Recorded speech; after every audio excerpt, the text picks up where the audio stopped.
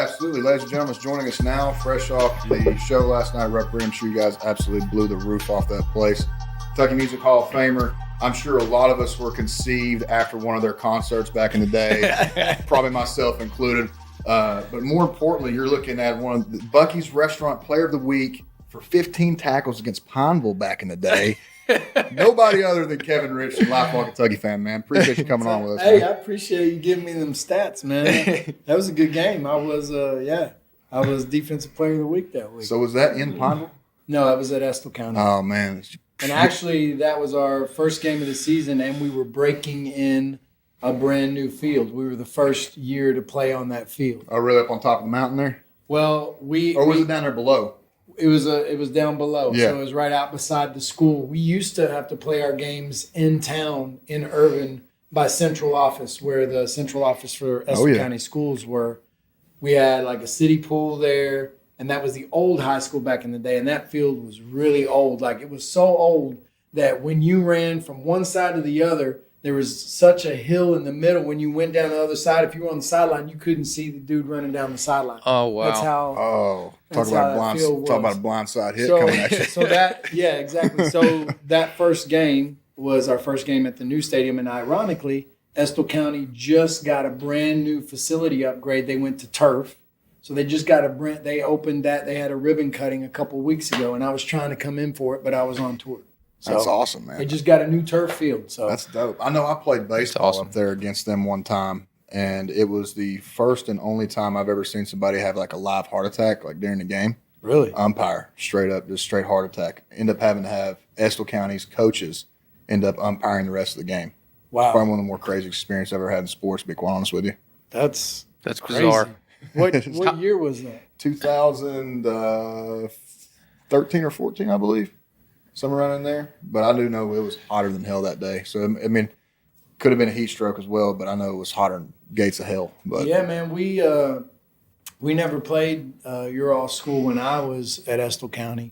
When I played football there, we never ventured over y'all's way, but we play like Breathitt. Mm-hmm. We play them Wolf County pretty much every year. Nicholas County, Lincoln County. Okay. Yeah. So I know that area pretty well. Yep. They got some good hunting land up there. I bet you do. Well, man, speaking of football, you actually just came over from practice. Kentucky Wildcats taking on the Florida Gators down in the swamp this weekend. They love you. Huh? They love you. Oh, Florida? Oh, yeah, they love me. Shout out always to the lovely Gator Nation for constantly flooding my Twitter feed this week. I wouldn't know we were playing Florida if it wasn't for you guys. I just wouldn't know. But how the Cats looking over this week, man? They look good. The energy and the vibe is confident and relaxed, but intense. Good. Like I texted you, we've been there before. You know, we got to go down there and execute, be able to run the football. And that's probably one of the things that I say a lot of Kentucky fans have I would say a panic, but more of a concern after last week's game. I don't know if you got a chance to watch it or not. I did. Of course but, I did. You know, with only 50 rushing yards against a team like Miami, Ohio, you know, going down to the swamp doesn't give you that much of an extra jolt as far as your confidence goes in your run game. But obviously you're looking at a brand new offensive line technically. Yep. You got C-Rod out, and so there's so many different moving parts in there to where, you know, they'll figure it out, though, so they'll be straight. But and got Ramon Jefferson out. Yeah, unfortunately. He just Juton that got banged up as well. Yep. So it's pretty it's going to be a challenge, but if they can open some holes, we got backs that can run. I mean, Smoke, he's shown that he can be explosive and dynamic, and he's got some wiggle and he's got some speed. So if they can open them holes up, I think we'll be all right. And two, I don't think we showed any of our cards last week. No, you can't. Any of our cards offensively last week. But the good thing about Florida, though, is they playing up against a top 10 opponent in Utah, so they kind of had to show their cards. Yep, they did. You know, so I mean, that was probably one of the more fun games I watched this weekend. That was a great game. It was coming down to the wire, and Anthony Richardson. I mean, that's one of the guys that I think we're going to have to, you know, really contain inside the pocket. Rather, not really a matter of if, but when he breaks the pocket. You know, being able to get the guy on the ground, because I think the Florida running backs last week averaged only 5 yards a carry, and he was averaging, I think, 15, 17 per carry. So I know that Brad White and all the boys have got things in tune for Anthony Richardson, so we'll be all right. He's a stud. And I didn't see I didn't see a ton of impressive throws from him. I mean, it looks like that the scheme they're running gives him easy reads. He's definitely got crazy arm talent. I know that they're not very deep at wide receiver. So that they can, and they have Travis Etienne from Clemson. Yep. As a running back, he looked good. He did look good. So yeah, man, if they can keep him, which is hard to do when you have everybody contained in the pass, and then here comes the quarterback running out of the pocket and for 15 yards. Right. So it's going to be a challenge, but I mean, I think we have the talent now and the depth and the belief and the confidence that we'll be all right. Yeah, we'll be straight, man. No doubt. It's good to be here with you, man. Hey, man, I was about to say, it's good to see you I again, enjoy man. watching you play. I appreciate enjoyed your fire, and that game down in the swamp when y'all won, brother. I about ran through a wall after you got done. Yeah, that was a good time, man. That was a great time. I remember, you always being so great to me and to my teammates when you come by for a game with your beautiful family and watch on the sidelines. So we always enjoy having you with us and continue to have you with us down the line. But yeah, man, it's an exciting time for me I love and I'm proud of our basketball history as much as the next guy, but I grew up playing football, and that's my passion and my first love. Yeah, and so it's not that I don't love basketball. I mean, I remember growing up watching me and my brother. We'd be watching. This is way back in the day when they had the Twin Towers, Sam Bowie and Melvin Turpin and Kyle Macy and all them. Me and my brother. We'd watch the first half, and then in halftime, we'd go down in the basement and play Nerf hoop and pretend like we were the players, and then come back up and watch, like the last 5 minutes. Yep. But so I'm proud of our basketball history, but I'm a football guy, and so it's exciting times for us. I'm proud of the work that Stoops and the staff has done. I'm proud of you for what you did. It's exciting. To your point, I was on the basketball team when Stoops was being recruited to come here, and obviously Cal's, parading him through practice, and he's kind of getting a feel for the culture and the atmosphere of the athletic department around here. And he took this program from what it was 11 years he's been here now? Yeah, this is 10th. 10th? Yep. 10 years.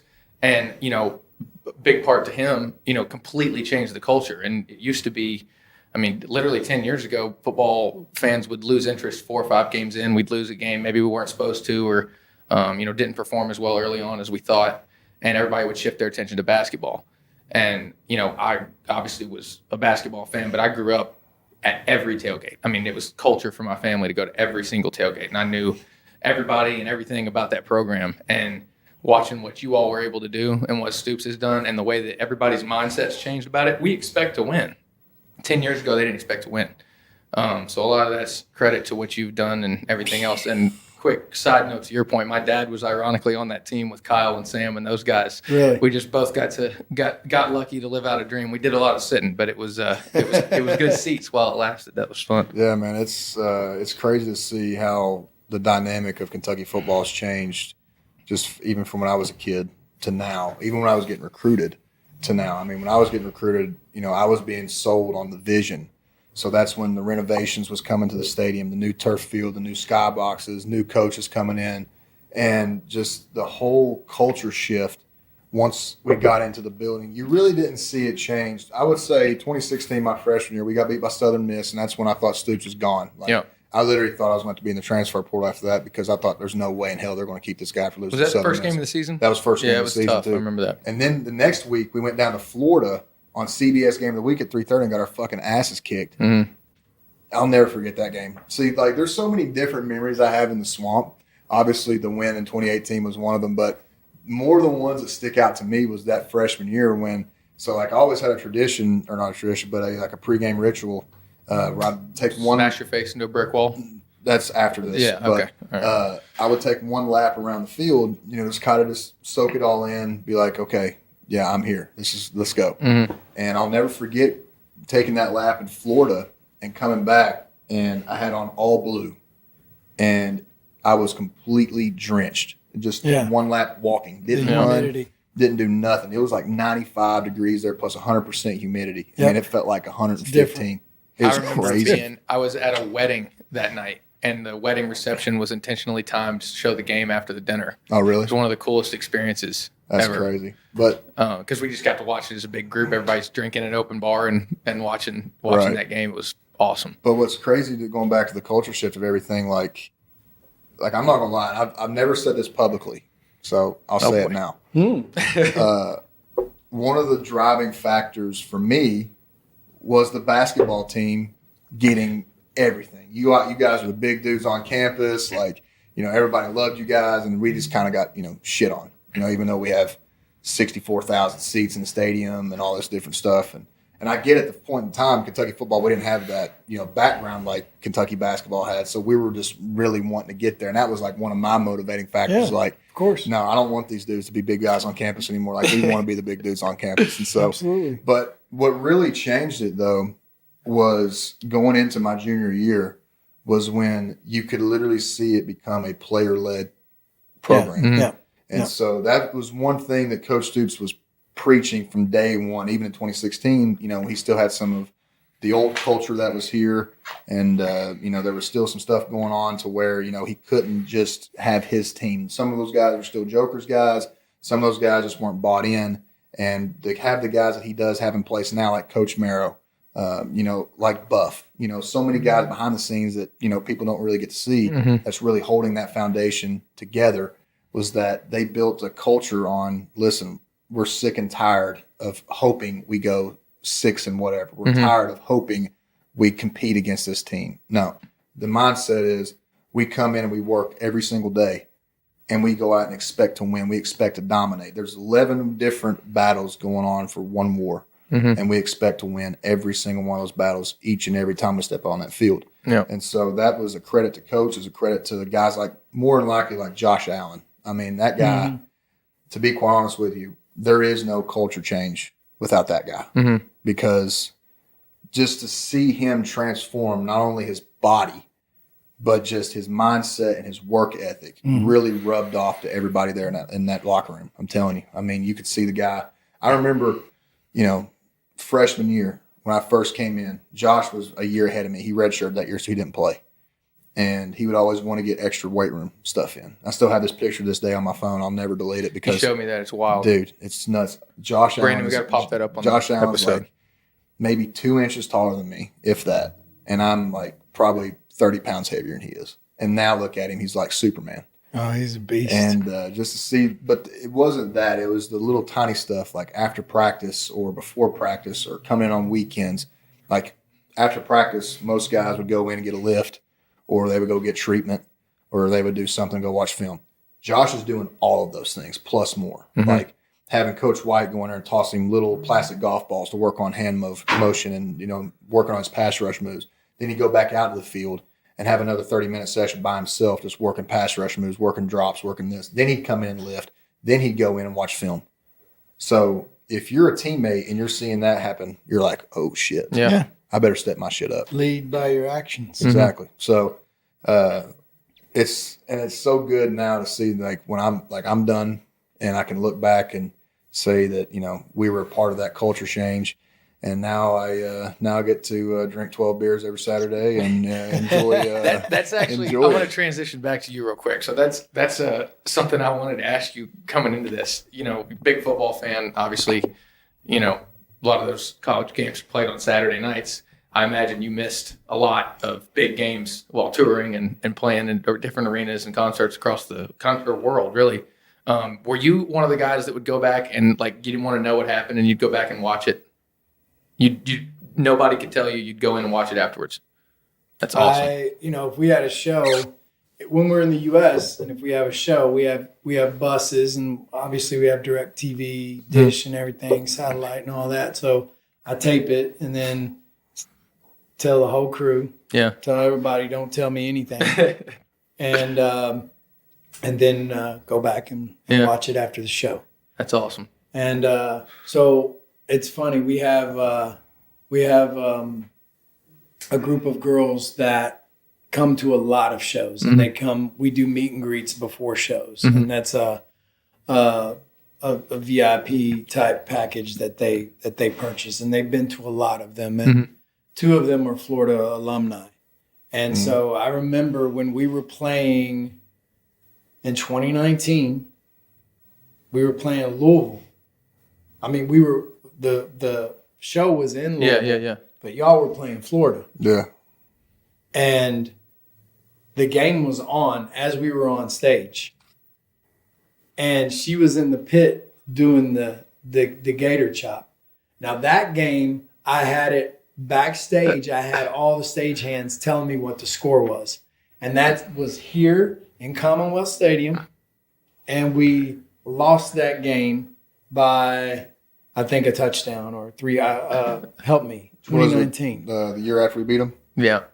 So that was the COVID year? I think we lost like 3, something like that, 3 or 5, something like that. I can't remember, but it was really close. Yeah. And as soon as she did that, I knew something bad had happened. Oh, and man. I went backstage for the quick change, and I looked at my phone, and everybody's like, yeah. So, Oh, man. yeah. But, yeah, I always tape the games if I can't see them in person, and I don't want anybody telling me anything. I tell everybody if I'm taping a game. That's very cool. Love That's that. awesome. Speaking of quick change, I like the one you did on stage. That was good. Oh, appreciate that. So you weren't there, No. but Maria and I went, and Oh, y'all were there last night? oh yeah, Oh, yeah. okay. I wasn't gonna miss that. Cool. And Appreciate that. actually, I probably shouldn't say this, but I'm gonna say it anyway because I told her last night since I couldn't pull it off. But I was gonna propose last night. I'd been in touch with some people from your all's camp, and I was gonna have it set up, and the ring didn't get done, so we're postponing it. But anyway, That would have been pretty awesome. she would have. I would have. She would have shit right down her leg. I'd been honored to have been just a small part of that. Yeah. Well, but yeah, we were there, so they popped up the like the bifold. I don't know what accordion style It's thing, like a basically. little booth that comes up out of the elevator, out of the stage. Yeah. Yeah, and we they changed on back stage. there, him and AJ, and then they threw their thongs out into the crowd. We throw our draws out. It was like Superman getting the phone booth. But those, like, we already have them preset. They're not. We didn't really wear them. We autograph them, and we figured frame as it much. as like, Not you game ladies, worn. Yeah. back in the day, you ladies used to throw your bras and panties at us on stage. Well, it's time we return the favor. Exactly. Very So well we- done. Yeah. I assumed as Very much, by the way. respectful. Yeah. Very Yeah. respectful. Yeah, it was cool. But speaking of back in the day, so like, to be completely honest with you, like I obviously know your band, your music, and everything like that. But like, I didn't grow up in that era of when you guys were really, you know, really popping. And so, and I know that like back in those days, you know, different record labels and different companies would try to put different people together and, you know, form a band like that. Was that really kind of how the Backstreet Boys was put together? Or was it some of you guys just boys and you're like, hey, you know, we're pretty good at this. Let's see if we can make something out of it. Yeah, no. So the way we all got together is after I left Kentucky in 1990, moved to Florida, got a job at Walt Disney World. I didn't know if I wanted it. My brother was at UK, and his sophomore year, he didn't know what he wanted to declare as his major. So he's like, I'm going to take a few years off and figure out what I want to do. And so when I graduated, I didn't know what I wanted to do. I just didn't know what I wanted to do. I had some talent, you know, I could sing, I could act, and I just didn't want to go straight into college. And I didn't know if I wanted to go to college at all. So I was working odd jobs around here in Lexington and over in Danville. I lived with my brother for a little while in Danville, Kentucky. I worked at Admart over there in Danville. I worked at the Briar Patch as a busboy, which was a steakhouse over there in Danville. Then I moved up to Lexington, and I was working for Evergreen Lawns, cold calling people in the middle of their dinner, getting cussed out on the phone. And so my mom and dad had just been on a trip to Florida. They went on a cruise, and their cruise left out of Cape Canaveral. And while they're on the cruise ship, they talked to the entertainers on the cruise ship. And they're like, our son is a talented musician, singer, actor. What would you guys what would be your advice to him if he wanted to get in, to the game? And they're like, well, Orlando, Florida, and Miami have a lot of opportunities for entertainers, actors, models, whatever. And that'd be a good place to start. So when they came back from their cruise, I went home to visit my dad. And he's like, son, we just came back from that cruise. And he's like, you have an aunt that lives in Jacksonville. He's like, you could go down to Orlando and maybe put in some resumes and see if you could get hired down there. So my buddy and I that were working at Evergreen Lawns together, it was a Friday. We'd just gotten paid. We put in our notice, loaded up his El Camino, his 1980-something El Camino, and drove to Florida. And I got a job at Disney, started working there. And while I was there, there was a thing on the green room wall in the break room. If you want to make extra money, they're looking for atmosphere people for a convention show to get people up and get them dancing. Big convention. Orlando's a huge convention hub. Mm-hmm. So at that, just by chance, I went and to make some extra money, I met a young lady there whose husband worked for an entrepreneur who was putting a small independent label together. She was making fun of my Kentucky accent, and she was from New York, and I was making fun of her accent. And she asked me, what I do, why I'm here, and whatever. I said, yeah, I'm an aspiring songwriter, singer, musician, and I'm just down here. And she's like, my husband's boss has a singing group, and one of the guys isn't working out. I think you'd be perfect. So I was like, So I got her information. She got mine. I sent her a headshot and a resume. Then I ended up meeting with this entrepreneur. His name was Lou Pearlman. You all can Google him and watch. There's a American Greed story on him, y'all. Oh, really? Yeah.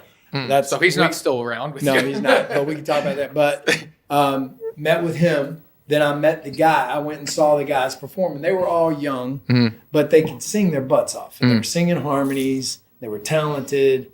And so I went back to his house after we had dinner. I played him all my demo tapes. I played piano for him. I sang him a few songs. He's like, I think you'd be perfect. If you want to do this, I can give you a per diem, because I was working 2 jobs at the time. He's like, show me what your expenses are, and I'll give you some living expenses. I pay your living expenses, and you come to the studio every day and you write and you work with these guys, and we'll see if we can get you guys signed to a record label. And so that was in 1993. That was like January of 93. And then a few months later, there was another guy in the group that was about my age. I was 21 at the time. He's like, man, this ain't going to go anywhere. We were on our way back from rehearsal. After rehearsing, spending the day in the studio, he's like, I don't think this is going to go anywhere, man. I'm out of here. And that's when you called Brian. So he quit. And that's when I called my cousin Brian, who was at the time a junior at Tate's Creek High School. And Brian and I grew up, our families, my mother and his father are brother and sister. And we all grew up singing in the church and singing at weddings, and just our family's musical. We sing. That's, it was just part of what we did as a family. And so I knew he could sing his butt off. And I had just been up here for my brother's wedding, where I sang a solo at my brother's wedding, and Brian and his mom had sang in the wedding. And I hadn't heard Brian sing in a while. And I was like, wow, man, his voice has gotten really good. And so when this opportunity came, I called him. And then he came down. That was April of 1993. So 29 years ago. That's crazy. So it's a long story. That's crazy. A fantastic But that's story. how it went down. And the other 3 And were obviously the there other already. guys, he did put them together. Right. He put them together. It didn't work. And we came in, and it just kind of naturally. So you got a little bit of trying to form and put it together and force it. But Destiny came in. I believe Destiny came in, and then me and Brian came in, and that was it. That's unbelievable. That's But crazy. he did not have a label. So basically, his first cousin was Art Garfunkel from Simon and Garfunkel, this Lou Pearlman. He owned a company called Airship International, which had the Bud 1 blimp, the Bud 2 blimp, the Shamu blimp, and the Fuji blimp. So they were blimps that would fly over sporting events. Right. Right. It used to be just Goodyear, but he owned that company that had the Bud blimps and the Shamu blimps, and that was his main business. But he was a frustrated musician. He could play, and he always dreamed about, having a career in the music business. So he wanted to start his own label, and this was his first project. But we got, so basically he funded the project, and then once we got enough momentum and got enough performances under our belts, we would go up to New York and audition for record labels. Went out to LA and auditioned for record labels, just sing a cappella, Boyz II Men, Shy, Jodeci, whatever, and sing for them. And nobody was really biting. And so we went, we got an opportunity to go out on a school tour across the U.S. You know how if your school wants to raise money for fundraisers, raise a little money for the school, you'll do a magazine drive where they'll give you a big pamphlet and you go knock on doors and you sell magazines. Well, the school that won that magazine sales drive would get a free concert. And so it was us and two other groups. There was a female R&B group that was signed to a record label, and then this other rap group that was signed to a record label, and us, and we were unsigned, but we got an opportunity to be on this tour. And so we went all over the U.S. Playing for middle schools and high schools. And that's when a buzz, so our management would video us and send it to labels, and they'd video the reaction of the students and the crowds. And so that got a little interest from some labels. And we had a show in Columbus, Ohio for, some big youth organization. And there's 2,000 kids there. And we had a band, and we came and we played that. And a representative from Jive Records came and saw us, and after the show, signed us on the spot. And that was in 1995. And the rest is history. That's awesome. Yeah. That's so incredible. awesome. That's I've awesome. never heard, did you? I mean, have you told that to that depth? Because I've never heard that. Not the whole story That's like that. so No, cool. bits and pieces throughout the years in interviews, but never front to back like that. I was long-winded. No, Sorry about that's that, but awesome. That's how it went down. That's awesome. that is so cool. So the Kentucky boys saved the day. Is what you're saying? I mean, we were the missing That's piece, so cool. That's so cool. So how? yeah, so and that it that worked. how long after the formation? That's 2 years, I guess you said. So the group formed in 92, but then I came on board in 93, and Brian came on board later in 93, and then we were signed in 1995. And then our first single came out the end of 95, and it charted on the dance charts in the U.S. in the 50s or the 60s, but in Europe, it took off. And so we went to Germany to play a festival show there, and we couldn't believe it. We were playing an arena in Germany, and when that song came on, those people went nuts. So we were only supposed to be there for a couple of days. We ended up staying for a couple of weeks. Then we got the opportunity to be the opening act for an established artist in Germany. They call it the GAS territories, Germany, Austria, Switzerland. This guy was touring around that area, so we started opening up for him. And so we were only supposed to do that for 2 months. But then in the middle of opening up for him, we got an offer from a promoter over there to do our own tour. So we were only supposed to be gone for 3 months. We were in Europe for 6 months. That's nuts. So we packed our bags in Orlando. We're only going to be gone 2 months. And we didn't come back home for 6 months. And so it started really blowing up in Europe. And so during that time, we recorded the rest of our album, released an album over there. Can't remember if the album came out in 95 or 96, but that was our very first album. And it's so crazy. We'd come back home and land at the airport. We'd leave the airport in Europe, and there'd be mobs following us like the Beatles. It was crazy. Yeah. I'm not exaggerating. It was crazy. they would mob us at the airport, and then we'd land at the airport in Orlando. It was like No one. crickets. Like So we call it crazy. U.S. no fan land. Oh, That's man. so crazy. That's kind of weird how that works out, though, because I remember Tyler Childers having a similar experience like Tyler. that. Yeah, because I can remember so many stories of him saying that, not really was everybody was picking up here, but, guys in East Kentucky, we knew him, so Yeah. we would always play his stuff. But then he'd go over to, like, Denmark, Germany, somewhere like that, and then everybody would know his songs Yeah. just from the SoundCloud stuff that he was putting out Yeah. at that time. And I was just like, man, He's that's back here crazy. Saturday too, right? He yeah. just dropped a little teaser on his Instagram He's the other released day. one. So my buddy's actually opening for him, or one of the opening acts for this Saturday. He's back in Louise in his hometown, Nice. putting on I think it's a beneficiary concert for all the flooding. Oh, good back for home. him. So I didn't know Yeah. that. That's good. But- That's awesome. I met Tyler when he worked for Longwood, Yep. which is they go tear down cabins and barns and refurbish the wood and then sell it and put it in bars. And you probably got some of the wood. Probably My maybe cousin some of actually it. works Yeah. there But right I now. met That's him where Hall because works. he was on the crew, and my buddy George Gatewood. I don't know if you know him, but he's like, man, you got to hear this kid pick and sing. So I can't remember how many years ago it was, but it was when he was on George's crew tearing down barns and cabins. And then George, I heard him sing, and then George is like, he's going to be a superstar. I thought he's got it. I'm like, yeah, he's got it. And so I introduced him to some folks down in Muscle Shoals, Alabama, who were songwriters and stuff. And everybody, that's the thing. When I met him, I was just like, you're going to have a lot of people coming at you. Mm-hmm. Right. But he navigated all that so well. He did. That's one thing I always give Childers credit to is that. Because you're going to have people looking at you like a dollar sign. Right. And he navigated that so well. I'm so happy for him. I am too, man. It's crazy how he had the one song. I think it's, I think it might be White House Road, and that was one of his songs that he first came out with, and it goes platinum every year.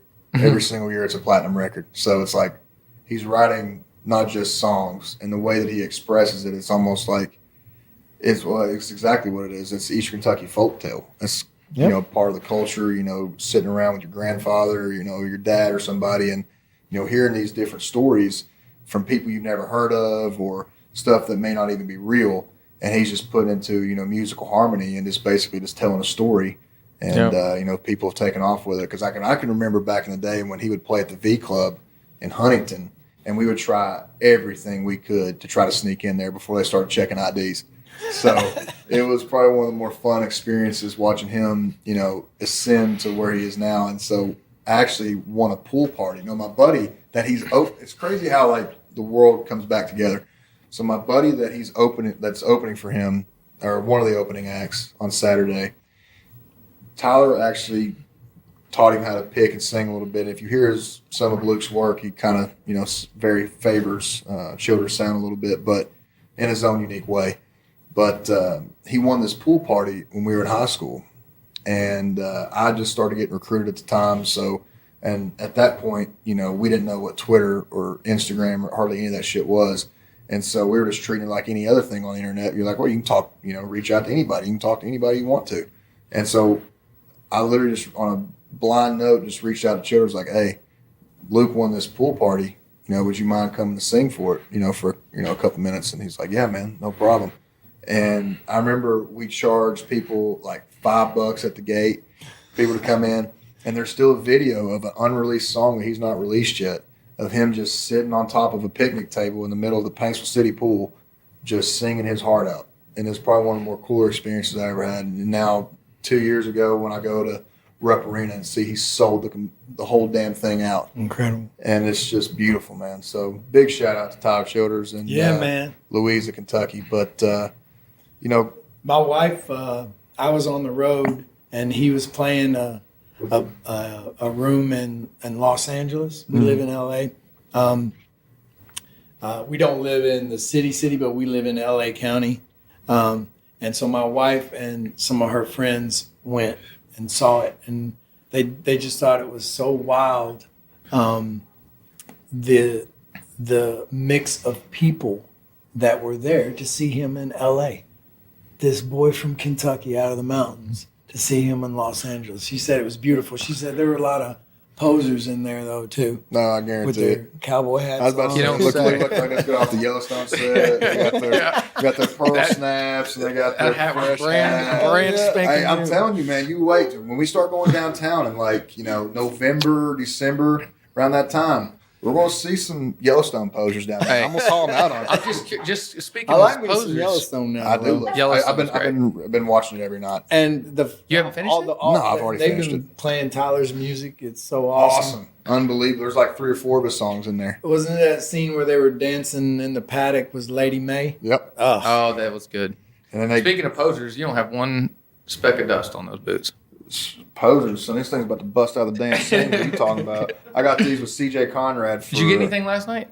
What do you mean? Did you go? Oh, I went hunting. Yeah. No, I didn't see anything. Did I get some though? Yeah, I got some. There you go. I didn't kill a deer, but I killed me a turkey. But I mean, it's not like spring turkey hunting, but at least it'll eat. Yeah. But I actually got these boots. These are the only pair of cowboy boots that I have. And I got them in 2016 with CJ Conrad. We were actually being cowboys for Halloween, and the only boots that I had at that point were Red Wing work boots, because that was, for some reason, that was a style in East Kentucky growing up back in those days. Oh yeah, my dad wore Red Wings Yeah. to working, to church, Going out, to everything, dinner, yeah, whatever. whatever it was. And so I got these, and they've been to hell and back, but they haven't broke yet. But when I watch you guys perform, obviously, you guys are a very active group on stage. And Yeah. you guys are constantly moving. And I've talked about, the preparation stuff guys like Josh Allen, those guys did. What's the preparation physically that goes into a show like that you guys do day in and day out? So, just to give you an example, during COVID, we didn't do anything, right? We were touring. We were already on this tour. We had already put it together, and it was up and running. And then COVID happened, and we shut down for 2 years. So during those 2 years, I was pretty sedentary. I didn't do a lot. I didn't do much. I was watching Netflix and eating. And so my touring weight is like around 185. That's where I'm light and sprite. But I got up to 210. Oh, big And bulking so- season. Yeah, I bulked up. And so when we started, when we knew we were going to go back out on the road and we had our rehearsals set up, we rehearsed for 25 straight days. And mind you, this is a show we already knew. We already knew the show. Already did it 10 times over. We'd already done it. We'd already performed hundreds, not Right. hundreds, but we'd already done a leg in the US, and we were in South America on tour in March when the world shut down. March of 2020. So we rehearsed for 25 days. In those 25 days, I was on a strict diet, and I went from 208 to 187. In 25-day span. 25-day span. That's not bad. We at all. were rehearsing. We were on our feet about at least 6 hours a day in a rehearsal space with a mock-up of our stage. And it's like game reps, just getting reps and getting in shape and getting our cardio up and getting going and getting the moves back in our body because it's muscle memory. Right. But because we hadn't done it in 2 years and we needed to get in game shape. But when we're putting a tour together, we have a lot of creative meetings. We talk about the set list, what we want to do, what songs we want to do. We had a new album that came out in 2019. So we know that our prime catalog, we've been blessed to have like 13 legitimate radio hits. So that is a blessing. So we know, like, if I'm going to see my favorite artist and they don't play my favorite song of theirs that was a huge hit, I'd be disappointed. Even though we've played them thousands of times, they want to hear that, and we want to give them what they want. So we give them those hits, and then we mix in little sprinkles of our new material, but not enough to turn the audience off. but to introduce them to our material that we're proud of, that we just created. And so we get the set list together, and then we start working on the stage design. Like this set right here. It's beautiful. What do we want the show to look like? What do we want the set to look like? And now you have big LED walls and content that you can have behind you. So we want a set that's versatile, that each song kind of looks different and takes you on a journey. And then it's like, okay, well then you have up-tempo songs, and then you have mid-tempo, and then you have ballads. Well, how do you work that all in so it's like peaks and valleys and it keeps the audience interested? Because if you have too many slow songs back to back, people will be getting up going to get a beer. Right. So you got to keep them interested. Entertained. I mean, you Keep did the you all did the. I don't have And to so tell we you. do that planning stage, and then boom. And the moves and the choreography that we do, like music videos that we did back in the day, our dance videos and stuff, we have choreography that the fans know, that they grew up, that they recognize, Maria knows that that's you from recognize, step. that you recognize, and we keep those in there. But then, as dance crazes and things come in and out of popularity, we try to work in new moves, but we're not spring chickens anymore either.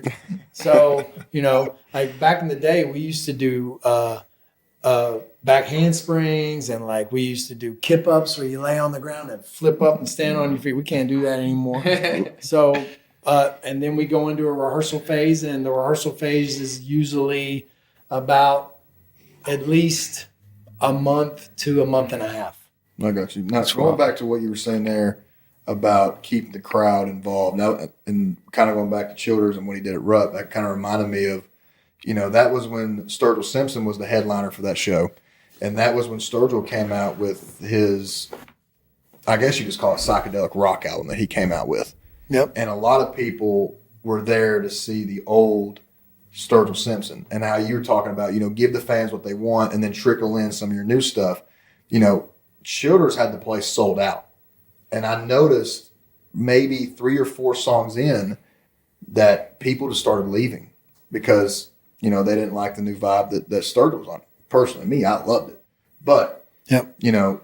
They were there to see, the Sailor's Guide to Life album. They were there to see, so many different of his old stuff that got him to where he was. And so I've always wondered how you trickle in some of your new material that maybe fans aren't used to, or maybe the fans have, maybe wouldn't even consider, that particular person or that band to have that kind of sound. Yep. And to see how they react to it. So it's cool to see or have your because I perspective on it. completely understand as a fan of music, like there are albums from my favorite artists that, I just wasn't into. Mm-hmm. But I still like, that old stuff. And so we take that into consideration when we're putting our set list together. And that's what we do. Well, there's a reason why you guys haven't had to reinvent the wheel. I mean, you guys have been going since '93, still kicking, still going strong. So you guys are doing something right, man. So We're doing all right. To both of your points, the set list was exactly what it needed to be to keep everybody Appreciate engaged. that. I know that you know that. Obviously, you've Thank you. perfected it after this long, but they would go, like you said, slow and then upbeat, new and then old. The mashups at the end, the videos, and pulling the lyrics from all the old music. Like, you need to see the videos that they were putting on the screen towards the end, especially before the encore was pretty special. So it was it draws that nostalgia out though, right? You're like, oh, it's coming. Here we go. Yep. What's crazy is so last night, it's a hometown show, and our whole production staff, they know that it just means more, right? Mm-hmm. When you're playing your hometown, I said last night, this show means a lot to me. I said it's like the SEC. It just means. He I was did literally about to say that. this means He more. did I was say like, that. this means more We to should the have done this SEC. podcast the day before. You could have given him a jersey. Brian came out with a Will Levis number on his back. He had on a take a shake. Yeah. Slacks is like, you want some jerseys, and I'm like, let me talk to the fellas, and then we didn't, but she brought some gear and we rocked it. Slacks is the best. She's the greatest. What's the point I was gonna make? What was I just talking about?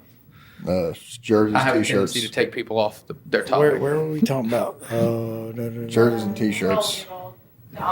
Yeah, encore. Encore. Oh, so our production staff. So we came from Montreal, Quebec, Canada. We were supposed to have a day off before the Lexington show.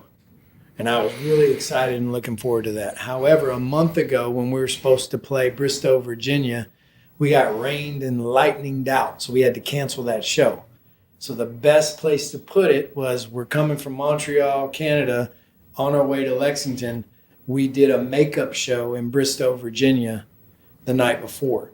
So fast forward to our crew working their brains out. It's a long drive from Montreal to Virginia and Virginia to Lexington. Mm-hmm. So last night during, I think it was the second song, we have a moment where we all spin around and I'm looking at the video wall and it's flickering. So we have a huge, it's like 40 feet tall by like, I don't know, 60 feet, 70 feet wide, like HD TV behind us that's doing content along with our lights. I look up and it's flickering. Yep. I'm like, oh no, not our hometown show. Come on, man. Well, something within all the wiring and everything was unplugged, but our staff did an amazing job. They had it fixed by the time we were ready for the middle of the show and the encore. They had it dialed in, but like there'd be a section where all this great content comes up and just a big black stripe down the middle. Yep. And when we went on the stage, I'm like, hey, if we can't get it fixed, just turn it off because at this point it's a distraction. Yeah. But they got it dialed in, they got it fixed, and I'm glad they did because the end was spectacular. But it's funny you brought that up because I pointed it out when it happened, and I was like, and that it was fixed, and I was like, that's insane that they can fix that quick because the back of that thing's got to look bananas. God, it looks crazy. It looks crazy. Like the wiring back there. Yeah. It's insane. It's all these little panels that are about this big, and they fit together like a jigsaw puzzle to make a 40 by 70 inch wide giant television. See, and our guys couldn't figure out the HDMI cord for this TV over here earlier. I'm just kidding. We wouldn't know the first thing about how to do anything. That's cool that y'all were there, man. It was a blast. It was a blast. And you got emotional for a minute. I was emotional. Yeah, I lost my mom in January, so it's just, yeah, man. So coming home, not only just does it mean more, but then on top of that, losing my mom and just being in that place. That's where I saw all my first shows and sat in those seats. And so to be playing it and to sell that place out and for it to be packed and all that love in there, I got emotional quite a few times. Obviously, extremely sorry for your loss, and appreciate it. I'm glad you were, able to get back into it. We've been waiting on it for several years. Yeah, that's another thing. Like we had it on the schedule, and then COVID happened, and we pushed it back, and then we're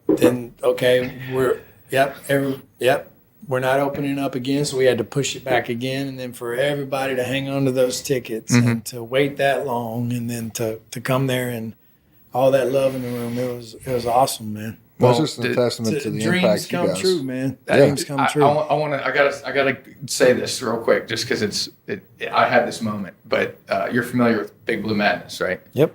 So obviously, came in '99 to Millennium. You all were swinging from the rafters then. I'm shocked you didn't do it this time, but there was and you made the Drake comment too, which was funny too. But Drake was at Big Blue Madness in 2015. This was the year we were 38-1.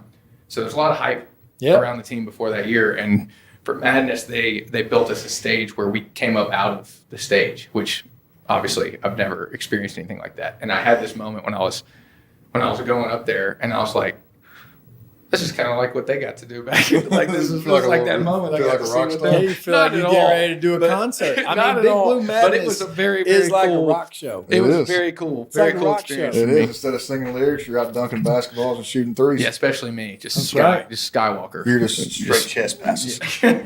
Were you a chest pass guy or a bounce pass guy? There are no bounce passes under Cal's regime. Really? Not even to the post? Post entry, that's it. That's about it. Yeah, wow. That's it. Damn.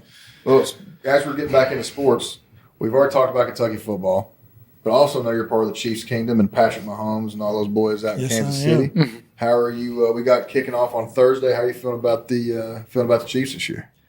You know what? It's going to be different, right? No more Tyreek Hill. That's down right. in Miami. No more Cheetah. Everybody knows as soon as he steps on the field, they're gonna double team him. They're gonna have two deep over the top so they can't burn you. And he's a difference maker. And will we miss him? Yeah, but we have. I mean, Juju and Marquez Valdez Scantling. Did I say that right? Yep. Those are two capable dudes. And Marquez, man, he's tall and he's fast. And you got Travis He's like Kelce. a 4-3 guy. Yeah. And we got Travis Kelce. We've got a deep running back room. We've got one of the best offensive lines. And you in got a the magician NFL. Quarterback. So that helps. And we got Magic Mahomes. Yeah. And it's going to be exciting. Will there be some? We got a lot of what I'm excited about is how they have they went young, especially on the defense side of the ball, especially in the secondary. Right. There's a lot of talent there. Well, I know that There's going to be some growing pains. Yeah. But there's a lot of talent. But I know that for a brief moment there, I think he's with the Titans now. But Lonnie Johnson, who played with me, I know. he was with the Chiefs there for a brief stint. And then, I was excited about that when they grabbed him from the Texans. Yeah. But, that's a lot of people don't realize, how big of a systems matchup it is for players. I mean, yeah, of course. I mean, you could be looking at, and it's more in particular for quarterbacks that I see, because that's where you see the biggest difference. Because, when most guys watch defensive players, they're thinking, okay, it's just regular defense. No, but not is at your all. defense more of a zone scheme, or are you guys more of a man scheme? You guys, are you more comfortable coming off the edge? Are you sending 4 or 5 guys each and every time? Are you more back in pass protection? There's so many different things that go on there. You're literally out there playing checkers. That's literally all you're out there doing. But, when you look at quarterbacks and things like that, I'm trying to find an example. One's not coming to my head right now. But you see a guy, let's just say he struggled. Okay, for example, Matthew Stafford. You take a guy from Matthew Stafford in Detroit. Obviously, I'm not going to sit here and say that Detroit had the greatest, foundation for him, and he didn't have the greatest players in the world around him. Exactly. But he's always been a stud. He's always been a stud ever since he was at Georgia. And he killed our asses multiple times. I know that. He also had Megatron up there. I mean, I know that's a big target, a big wide receiver opportunity for him, but there's got to be more than double up on him. Yeah, there's got to be more than Megatron. And so when he makes the switch to out there in LA, and he's got Odell Beckham Jr., he's got Von Miller up there on the defense, he's got Jalen Ramsey, he's got so many different weapons that he knows he can rely on. I feel like it's almost a sigh of relief and allows him to play more comfortable. So the same thing goes for defensive guys as well, because you could go somewhere to where, who's the main communicator? Your linebacker could be the main communicator, your free safety could be the main communicator, motioning everything down the defensive line. So there's so many things that go into that to where, the right system is where, you see the best players shine. Stafford came in, won a ring first year in LA. Nuts. Put all those weapons around him. Not to take away from the But football accolades. it is scheme. What allows you to perform to your best potential, and it's scheme. I was just going to say, not to take away from the football accolades, but I did like the ode in that commercial. Was it AT&T? Yeah, I was about That to was say, good. dude, he was awesome in Credit that. to him for that. Yeah. You know what I'm talking about? That was He did a great. commercial that came out right after Right after they won the right Super after Bowl. they won the Super Bowl. Stafford. Yeah. Yeah. I think it was AT&T, wasn't it? Yeah, they were offering up something as like, it's the same price for new and or existing customers. Yeah. So he's like, he goes, see me and tell me I can have the same phone plan for 12 years, it not work out, move to a different city. Oh, I saw Yeah. that. Well I was played. like, okay, whoever was the creative behind that, They get a raise for that. that was genius. Well played. So shout out to them. But he's just such a, likable guy that just got kind of shit on with a lot of that he was going through in Detroit, and then he ends up making a move that's best for his family. I don't know. I love stories like that, but I love that he gave credit to the fan base and everything he went through there. And it's credit it made to, him into the talent that he is now. Credit to LA for taking, I'm not going to say a gamble, but taking the shot at bringing a guy in like Matthew Stafford, who is a seasoned vet, who has had multiple injuries throughout his career, and still say, okay, this is the guy that we can put the ball in his hands and he can go out there and deliver us a Super Bowl. So, I mean, Sean McVay knows what he's doing. He's tough. He's a baller, and he's got a great arm, and he's smart. And yeah, obviously it worked out. Yeah. Wait, so you got? But back to the Chiefs. Yeah, I was going to say. Let's get back to the Chiefs. No, so I'm a Chiefs fan because growing up here in Kentucky, obviously we don't have a pro team to root for. So Kentucky football was my passion and my pro team. And then when I was little, Cincinnati was pretty hot. They had Icky. You know, the Icky Shuffle. I don't know if y'all remember I that. remember the Icky Shuffle. I'm too old for you guys. You I probably know it. I don't that. remember, but I know it. Was Boomer around then? Boomer. Yeah. And so, but my wife and I, my wife is from Kansas City. She grew up going to games at Arrowhead like I grew up going to games at Commonwealth Stadium. When I was 7, 8 years old, my grandfather took me to Commonwealth Stadium. He'd cycle all the grandkids. We'd get a couple of games a year. We'd get to go with them. But when her and I first started dating, I always just rooted for my favorite players. So my favorite, one of my favorite running backs was Marcus Allen, and my favorite quarterback was Joe Montana. Well, both of them came to the Chiefs when my wife and I started dating, and that was in '93. That'll do it. And so once we were together for a while, and the first time I ever met her father, we watched a football game together. And so it was awesome. So it was really cool to be a fan for this long, since '93, of the Chiefs, and to be invested and to have them win it all. Come to fruition. Something And it that- come you to go? fruition. Yeah. Something that us Browns fans So will I never went. know. I went. That's My true. wife and I. We'll I never was know that. debating. I was debating on going.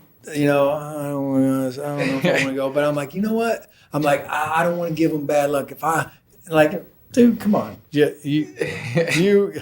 don't mean that much in this world. You're not going to give anybody bad luck. So I went online, got some tickets. Me and my wife went down there. That's awesome. And we sat and we had it was an amazing, beautiful experience. That's I'm awesome. so glad. It's the first time I've ever been in a championship environment rooting for a team, and it worked out. And it was such now a great I blame you for not coming to the Final Four in 2015. Well, It's on you. I've been looking for somebody to blame for a while. I mean, so that what's the year? Was the year we beat KU was 2012? 2012. Yeah. So my wife's family, they all went to KU, and they were all like, "Come down to the game. Yeah. Come on, come on down. Yeah. Let's all go." They were feeling good, huh? I was like, "Nope, I'm not going to do it." So anyway, I love it. I actually had a choice between going to Miami for that Super Bowl or being in Kansas City, and I chose Kansas City, and it was awesome. What's the bar area? something district, lights, power and and lights district. Yep. And it was rowdy, and it was was great rocking. because that game, like they almost lost. Like Yep. it came down to the wire, and so like it's almost exactly the environment that I wanted to see it in if I could have chose, because it's just so emotional, up and down, then they end it like that. Like I left soaked in beer. I mean, it was a And that's what's crazy about what Mahomes can do, and how quickly the tide can turn and change. All it takes is one play to get them going with that offense and with Andy. And of course, it's going to be different now. We don't have Tyreek, but just how quickly the momentum and the tide can change. Because I said, all we need is one play. All we need is one play. All we need is one play. I was looking at the clock. Oh, we still got time. We still got time. Because you saw what they did in every playoff game that run, they came from behind. Yeah. Oh yeah. They thrived in it, man. And I don't want to. Let me piggyback his comment real quick. I'm not going to sit here and pretend that I'm much of a football guy. Like the reason we kind of started this show is like he makes me look like an idiot with football. I make him look That's like an awesome. idiot with basketball. That's Yeah. great. It's kind of That's just cool. the dynamic we just chose to I'm play. an idiot when it comes Make to a fool of basketball. everything. But watching Mahomes, again as an athlete, but not understanding the schematics of the game quite the way I probably should. It's so cool to watch him because he makes a confident decision and he goes with it. Like if he's like, all right, I'm scrambling, then he's not second guessing himself. He's gone, and he's reading and adapting as the play goes on. And that's just something that I always found really cool to watch with any sport, any athlete that's just so good at their craft. He's fun just to watching the way watch. they slow the game down in their head analyze and make the decision, and they never second guess themselves. And you're seeing so many different things moving out there at one time. Yeah. So one thing I can remember of last year when they won the playoff game, I can't remember exactly who it was against, but they had a series going out there and they ran this one particular play where the safety overcrept to the field, and so that left the seam wide open for Travis Kelce, and that wasn't his Buffalo. route. Yeah.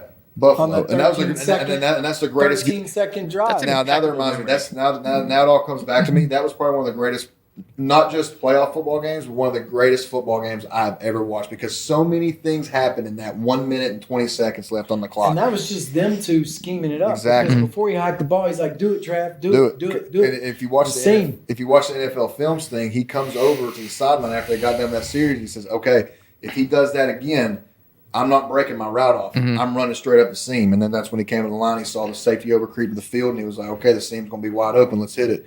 Got it down, spike it, win the game. Unbelievable. Because you see so many things on the fly than when you're out there, and it's chaos. And I'm not speaking from NFL experience. Obviously, I could probably be 10 times more chaotic than some of the SEC ball I played. But, when you're playing in the swamp, when you're playing at Alabama, when you're playing in the hedge at Georgia, or sometimes you're playing at Commonwealth, there's so many things going on, and it's just straight chaos. And so you're relying on hand signals. You're relying on things that you saw. So to give it away for the Florida game last year, or not last year, but in 2018, the one thing that Josh Allen picked up on after the first series was that he would look at the tackle. And if the tackle had his hand rested on his thigh, it was a pass because he was going to use that to push off and get back into his pass set. If he was down and not touching his thigh, he's going forward. It's a run. So literally, and he picked up on that. He told me, and he told Lonnie, he told some other guys, like, "Hey, you see this right here, just know where it's coming or know what's coming." And then he takes it over to Coach House, who was the linebackers coach last year at Kansas City, now the defensive coordinator for LSU Tigers. That's right. Who got their, I don't even want to talk about that name. That was disgusting. But he takes it over to Coach House, like, "Hey, this has happened 3 series in a row. Let us start calling it." He's like, "Fuck it, start calling it." So anytime that he would have his hand rest on his leg, he would say, "Peter, Peter, Peter." Yeah, because like, we know it's push off of it, get back into his pass set. That's wild. And then if he didn't have it on there, he would literally reach up and say, "Rabbit, rabbit, rabbit." So we knew it was going to be a run. Yeah. So you're out there Those trying details, man. It's crazy. He picked up on something like that, and you could see it out there in motion. A tail. And then just fly off of it. It's nuts. But hopefully they can give us something down there in the swamp this year to indicate if it's going to be a run and pass. Yeah. And but I think this is a game. I've talked to a lot of people. They're like, this is our season comes down to this game. I'm like, not really. I mean, it's only this is the first SEC game he played. I know, obviously, with us in Florida, it's a big anticipated game for both programs, but it's not going to define a season for us, obviously. But I mean, would it take some wind out of the sails if we took an L down there? Of course, yeah. But then we have 2 weeks where we're playing non-conference opponents. But I don't like that. I don't like that at all. Why? But what's their to mindset? me, it allows the offensive line to gel or whatever. But the bottom line is, if we win or lose, it's one game, and Florida has a long, hard schedule, just like everybody. Right. It's the SEC. It's the SEC, and a lot can happen. A lot can happen. So anyway, I cut you off. No, you're good. I'm the pro at cutting people off. So one thing I was going to say, the reason I don't like that is because it just seems like we always play down to our competition every single time. Like none of the teams that I was a part of, none of the teams that I've seen come before me, none of the teams I've seen come after me. Southern Miss. Well, that's what I'm saying. We weren't that team. We got our asses kicked that game. I'm saying that there's not been a team that you can play an inferior opponent and just go out there and dominate like you're supposed to. Oh, I'm sorry. Like how Tennessee dominated Ball State, or like how Alabama dominates the Citadel, or how, it always infuriates Saban when they play down. He's like, we have to play to our standard every time. We have to practice to our standard and that's every the thing time. With Stoops, he's preached the same exact thing. But it's a psychological thing. I don't know that any teams really. I feel like the Chiefs a lot of times would play down to their competition sometimes and get themselves in a hole and have to dig themselves out. Yeah, against the Browns last year. I think it's an innate psychological thing. Yeah, If you know your opponent is like incredible, you better step it up. And when you know your opponent is, this is a Division II team or whatever that we're playing or whatever, then it's like subconsciously your body relaxes. Yeah, it goes in relaxing mode. Yeah. But I think a lot of that. I'm again speaking from experience with a both. different sport. Yeah, but Different to your sports. point, like I know, with what I saw in our locker rooms, a lot of times the other team doesn't have as much to lose, right? So they can kind of The pressure's off. the pressure's off. Not only that, but they, like let's Kansas. Bill Self's he's gonna stick to the schemes that he's always done, right? Going to run the same stuff. He might adapt it a little bit depending on personnel, but for the most part, Kansas is going to run the same sets, and you can predict that, so you know how to defend it, you know how to counter it. That's the thing about like being an elite blue blood school in whatever sport it is. But you take, a non-conference team that You don't can have go a lot outside of the lines. knowledge about. You don't have as much knowledge. Not a lot of They tape. don't. They can go and adapt in much different ways. I mean, Kentucky basketball experienced it last year, taking a loss in the first round to a 15 seed, right? Like they could throw things at us that we'd never seen, and where they're not predictable. And I think that plays a lot into what you're talking about. It's I think it's just like a play. challenge. Like it's hard to get excited. Yeah. From a basketball perspective, it's hard to get excited about a 9 p.m. Tuesday night no name game, Yep. right? It's tough. Youngstown coming in next Saturday, a week from this Saturday after Florida. They're coming off that Florida game, win or lose, a noon game against Youngstown. Like, where's your mindset? Well, if it's with the Kentucky coaching staff, which all of our guys are from Youngstown, That's true. they Okay, got- I means a overlooked lot. that. they got their Stoops crew. gonna have family. Yeah, and- I Marrow's overlooked gonna have that. You're family. right. Buff's gonna have family. Mike Stoops is gonna have friends and family come down. I mean, literally, you might as well call our coaching staff the University of Kentucky from Youngstown. You're right. I mean, I definitely that's definitely all overlooked it that is. But I just never like those infuriating opponent games because, like you said, subconsciously guys have that relaxation mode in the back of their head, and like the point that you were saying, Todd, like it's hard to get fired up on a Tuesday night against some no-name team, but I just can't get beside myself of the mindset of you have how many games in a college basketball season?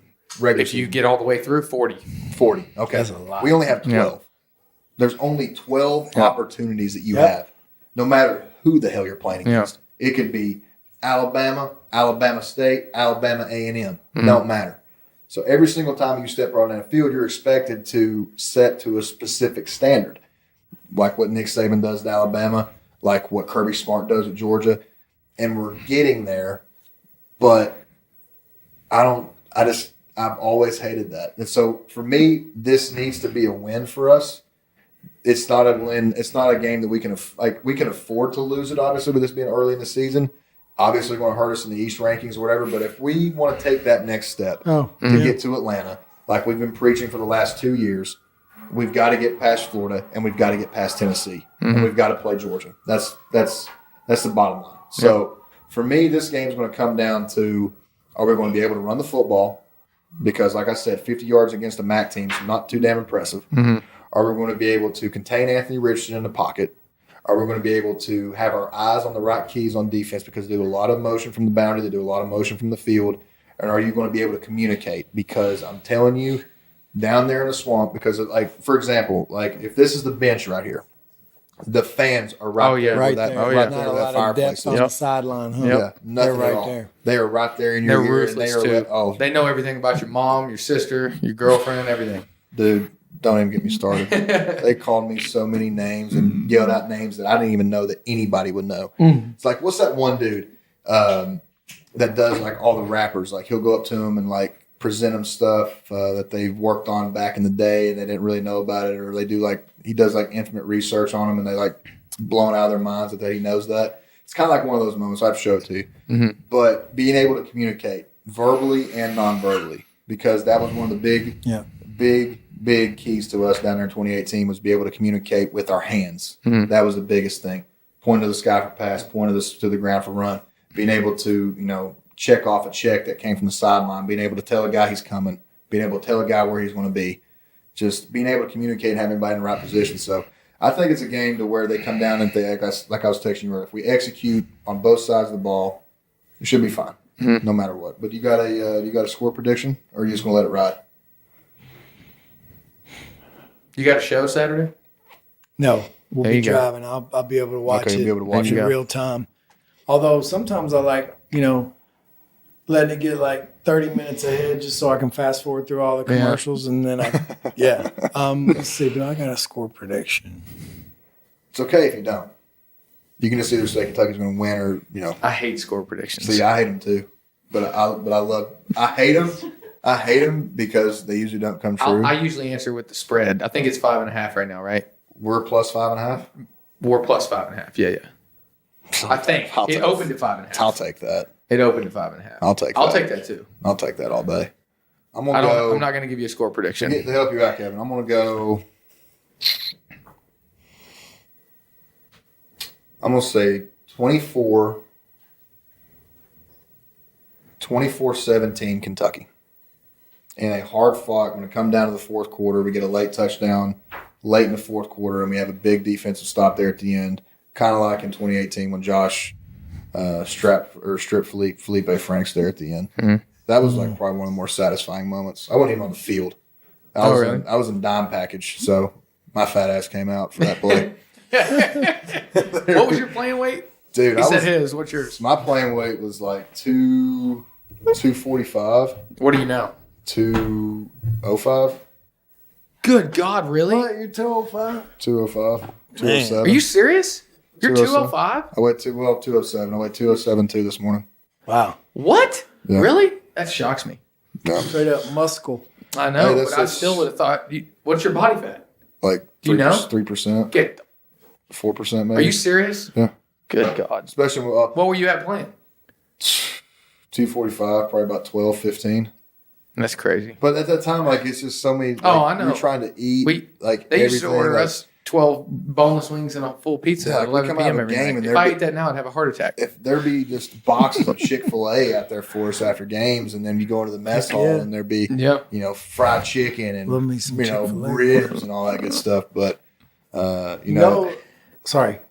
Oh, you're good. Go right I ahead. was going to say, it's supposed to rain. Saturday? Yep. Okay. Does that help us or hurt us?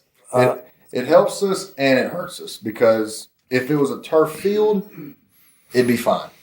But we're not used to turf. We play on we're not used to grass. We play on turf. Yeah. And unless you be able to, because I remember when we played at Georgia, I had to wear different cleats because nowadays they don't have the screw-in cleats at the bottom. You don't have those anymore. So I literally would have to I'd have to have TK get me a pair from like 2006, and I wore them out there, and they put on those mud spikes. They're like that deep or that long on the bottom of your foot. And but at the end of the day, if it rains, both teams have to run the ball.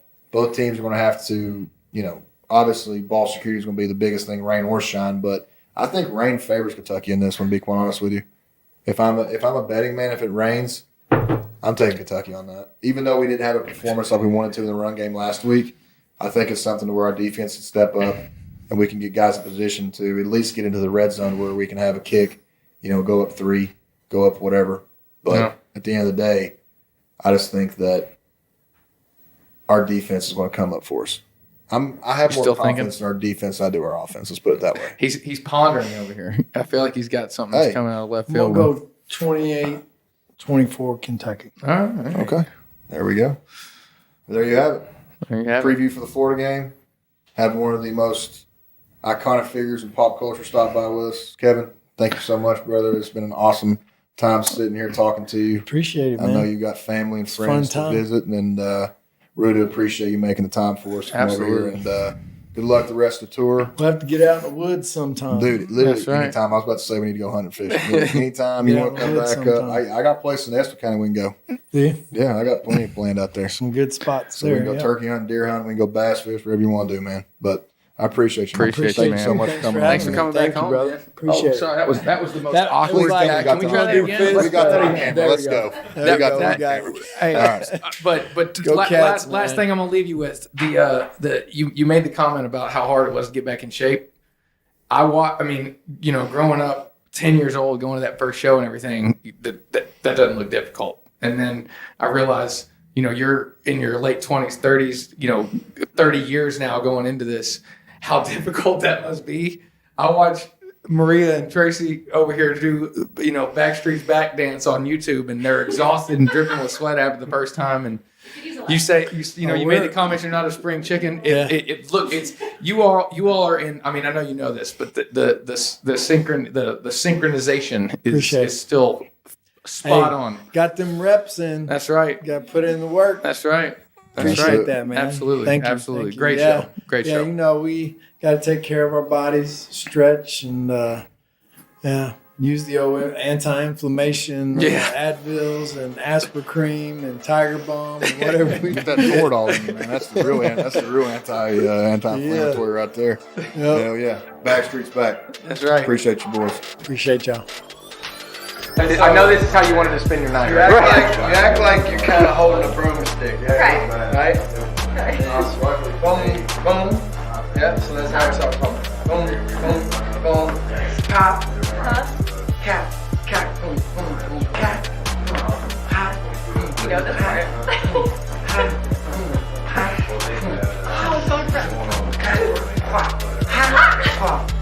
I love that I know what's going through his head now. Then we all come And together. then it's just like a reach and grab. That's the part I know. That's the part that we added that is not in the music. That I noticed So that's why you don't on stage. Okay, heard.